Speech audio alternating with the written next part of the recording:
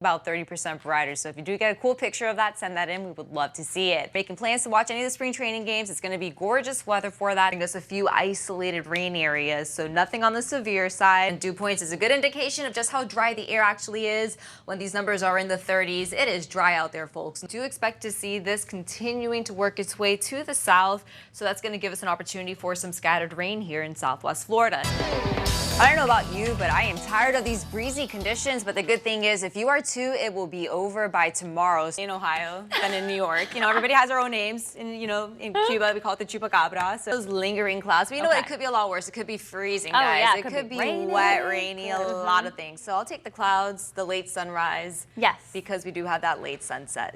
Well, let's take a look at our live next round radar. We are dry throughout most of Southwest Florida. We did have a few showers, mainly east of Immokalee. And while we could still see a few more showers developing, not everyone will see the rain for this evening. So let's take a look south of Alligator Raleigh. You can see in Broward County, the showers, they are moving from east to west. And if they do hold together, we could see some of those work their way into portions of Collier. So we are going to be keeping an eye on that throughout this newscast. But again, most of us on the dry side, temperatures will be in the 70s.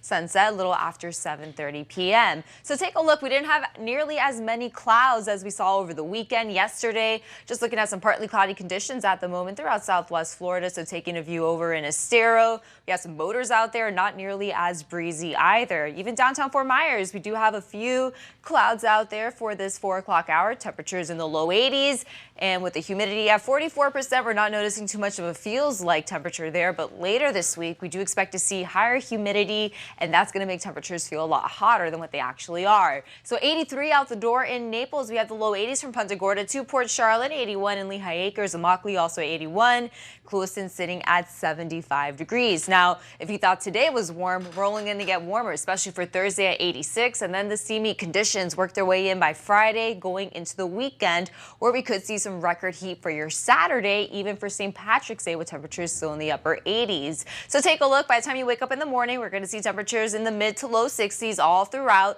A little bit cooler in the inland communities there. It could even squeeze out an upper 50. But we are going to notice that warming trend, especially for the afternoon. So we do expect to see the mid 80s, not nearly as breezy. That wind sustained at around 5 to 10 miles per hour. Sunset, that'll be at 7:34, and we could see an isolated shower or two working its way in from the East Coast once again. So we are going to see that pattern for tomorrow, but we actually do have some very dry conditions expected over the next few days. So take a look, upper 80s for Friday. Saturday, that's the day we could see some record heat here in Southwest Florida. We're going to see a lot more 90s along our inland communities, even seeing 91 for Arcadia for the afternoon. Again, we should see some more humidity working its way back in, so temperatures will feel more like the lower 90s all throughout. So even as we get towards St. Patrick's Day, 89 degrees still in the forecast. We are going to see that streak of some very hot conditions for this time of the year before we do see the mid 80s by next weekend.